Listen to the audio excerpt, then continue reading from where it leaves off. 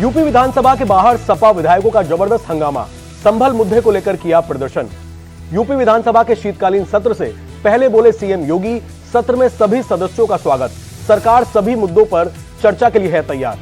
CM योगी ने कहा, सत्र में अनुपूरक बजट पेश होगा, सार्थक चर्चा के लिए सभी सदस्यों से सहयोग की अपील। सीएम योगी बोले, विकसित भारत अभियान में यूपी की अहम भूमिका, पीएम मोदी के नेतृत्व में यूपी में तेजी से विकास। संभल शिव मंदिर में दूसरे दिन भी पूजा हुई, सोमवार को जलाभिषेक करने पहुंचे बड़ी संख्या में भक्त। मंदिर पर प्राचीन महादेव मंदिर लिखा गया, मंदिर परिसर में मिले कुएं की खुदाई जारी। अब तक 15 फीट से ज्यादा कुएं की खुदाई हुई, तकरीबन 30 फुट तक खुदाई की होगी।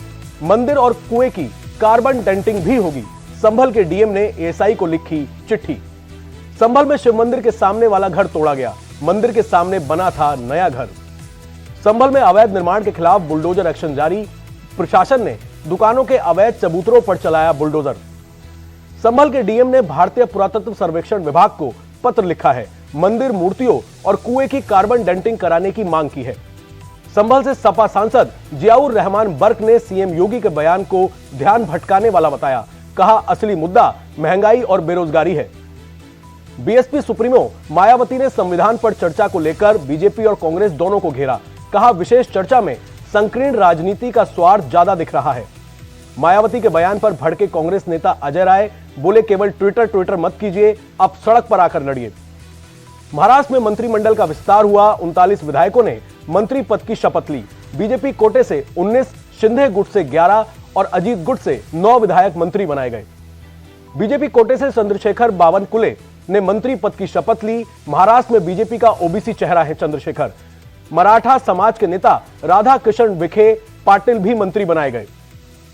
महाराष्ट्र सरकार में मंत्री बनाए जाने पर संजय शिरसाट बोले, ऐसा लग रहा है कि आज 40 सालों की तपस्या का फल मिला है।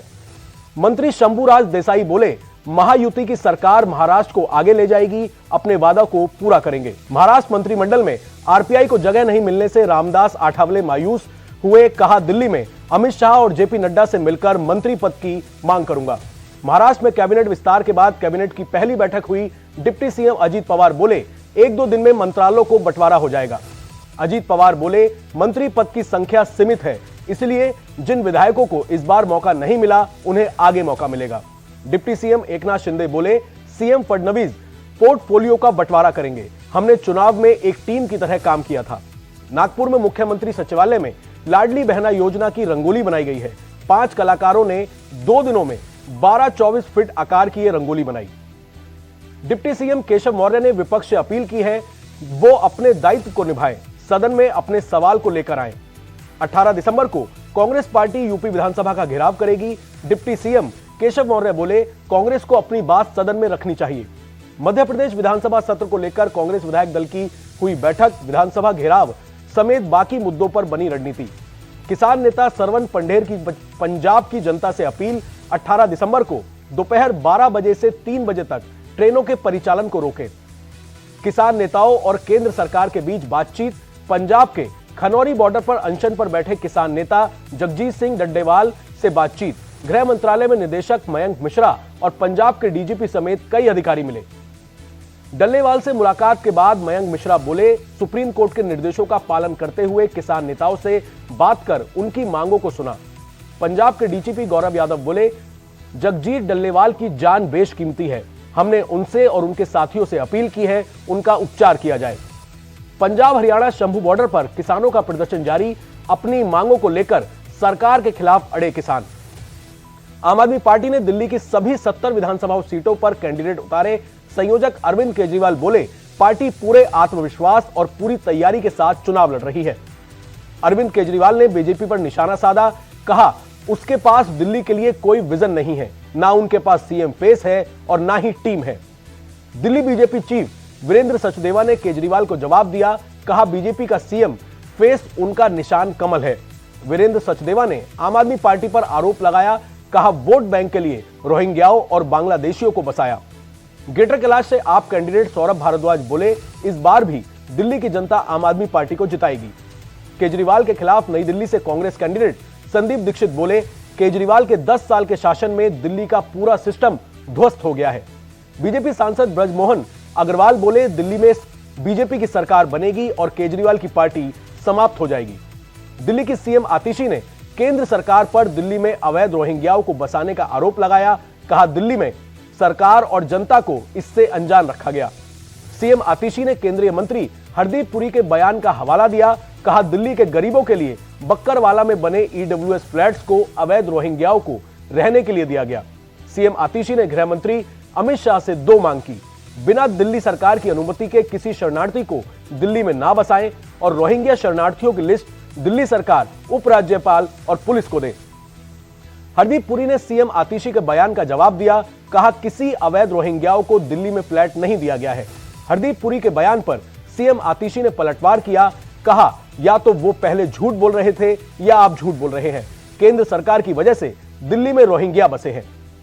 गांधी परिवार को लेकर कांग्रेस नेता मणिशंकर अय्यर ने कहा, विडंबना है, गांधी परिवार ने ही मेरा राजनीतिक करियर बनाया और उन्होंने ही खत्म भी किया। तेजस्वी यादव की माई बहन मान योजना पर कांग्रेस सांसद अखिलेश प्रसाद सिंह बोले, पहले सरकार बनाने की लड़ाई लड़नी चाहिए। उपेंद्र कुशवाहा ने तेजस्वी यादव के माई बहन मान योजना की घोषणा पर कहा, उन्हें पता है कि वे सत्ता में नहीं आने वाले, इसीलिए जो चाहे वो घोषणा कर रहे हैं। उपेंद्र कुशवाहा का बयान, बोले, महिलाओं के सशक्तिकरण के लिए जितना काम एनडीए की सरकार और मुख्यमंत्री ने किया है उतना किसी और ने नहीं किया। जगदलपुर के सर्किट हाउस में अमित शाह ने आत्मसमर्पण करने वाले नक्सलियों से बातचीत की। कहा, उनके विकास के लिए सरकार के पास व्यापक योजना है। बस्तर में गृह मंत्री अमित शाह का बयान, यदि नक्सलवाद खत्म होता है तो कश्मीर से ज्यादा पर्यटक बस्तर में आएंगे। मां दंतेश्वरी ने बस्तर को दिया है कुदरती सौंदर्य। जगदलपुर में बस्तर ओलंपिक के समापन पर बोले गृह मंत्री, बस्तर में पर्यटन को आगे बढ़ाने पर देंगे जोर। छोटे उद्योगों और कोऑपरेटिव प्रोजेक्ट्स को भी आगे बढ़ाया जाएगा। अगरतला के सिपाही जाला इलाके में मुख्यमंत्री माणिक साहा ने अपना काफिला रुकवाकर सड़क हादसे में घायल शख्स की मदद की, गाड़ी से भिजवाया अस्पताल। राजस्थान की जनता को सीएम भजनलाल ने भरोसा दिया। कहा, विकसित राजस्थान के सपने को पूरा करेंगे। जयपुर के सेंट्रल पार्क में मॉर्निंग वॉक पर निकले सीएम भजनलाल शर्मा, लोगों से भी की बातचीत। सीएम भजनलाल ने 28 जनवरी से 14 फरवरी तक 38वें नेशनल गेम्स की मेजबानी करेगा उत्तराखंड। लोगो और जर्सी भी लॉन्च हुआ। गंगा की लहर और भ्रम कमल से सजी है मशाल। सीएम पुष्कर सिंह धामी ने इसे उत्तराखंड के लिए बड़ी उपलब्धि बताया। कहा, इस बार राष्ट्रीय खेलों में उत्तराखंड की छाप दिखाई दे रही है। यूपी के अलीगढ़ में मीट फैक्ट्री में गैस रिसाव, हादसे में 5 लोग बेहोश, अस्पताल में इलाज जारी। मेरठ में पुलिस और स्वाट टीम का ज्वाइंट एक्शन, डकैती की वारदात में वांटेड 7 बदमाश मुठभेड़ के बाद गिरफ्तार, 7 में से 2 बदमाश घायल। बदमाशों के कब्जे से 5 किलो तार, ट्रांसफार्मर खोलने के लिए उपकरण और वारदात में इस्तेमाल कार बरामद। 2 अवैध तमंचा और कारतूस भी जब्त। मेरठ के मवाना इलाके में पुलिस पर कार चढ़ाने की कोशिश, एसओ ने ईंट से कार की खिड़की का कांच तोड़कर 2 युवकों को हिरासत में लिया। नशे में धुत कार सवार दोनों युवक ओवर स्पीड में हूटर बजाते हुए भाग रहे थे। एक कार में मारी थी टक्कर, पुलिस के रोकने पर कार के ड्राइवर ने बैरिकेड लगा दिया। घटना में एसओ और एक पुलिसकर्मी हुए चोटिल। कार के अंदर से शराब की बोतलें और 2 पिस्टल मिली, पुलिस जांच में जुटी।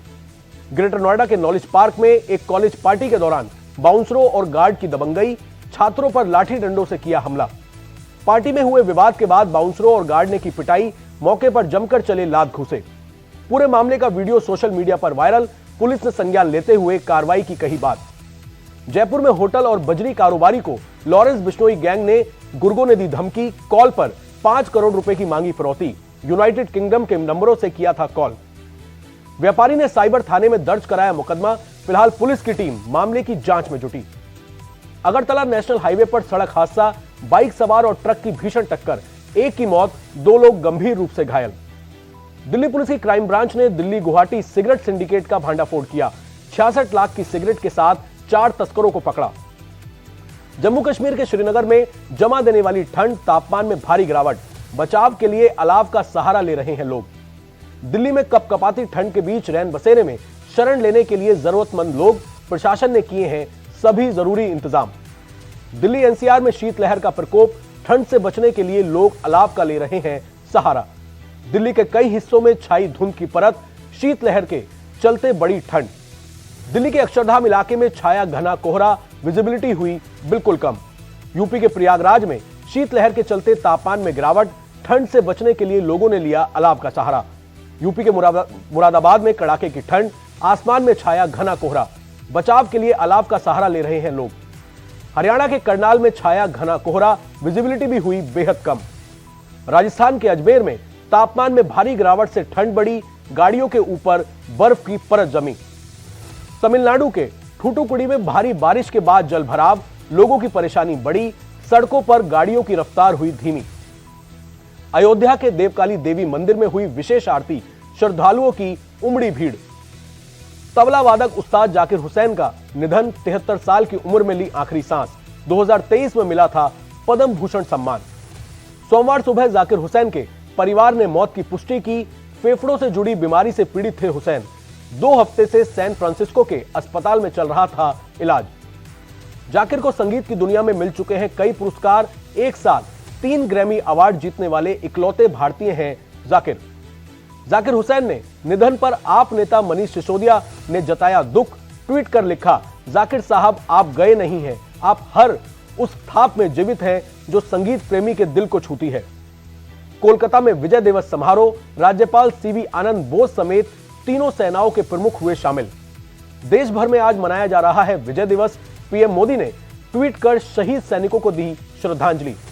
विजय दिवस के मौके पर चेन्नई में श्रद्धांजलि कार्यक्रम, सेना ने अधिकारियों के शहीदों को पुष्पांजलि अर्पित की। पीवी सिंधु ने आंध्र प्रदेश के मुख्यमंत्री चंद्रबाबू नायडू से मुलाकात की। सिंधु ने सीएम नायडू को अपनी शादी का निमंत्रण दिया। पीवी सिंधु ने आंध्र प्रदेश के डिप्टी सीएम पवन कल्याण से भी मुलाकात की, शादी का न्योता दिया। दीपा मलिक ने दिव्यांग संगति यात्रा को हरी झंडी दिखाई। व्हील चेयर से 6000 किलोमीटर का सफर तय करेंगे दिव्यांग।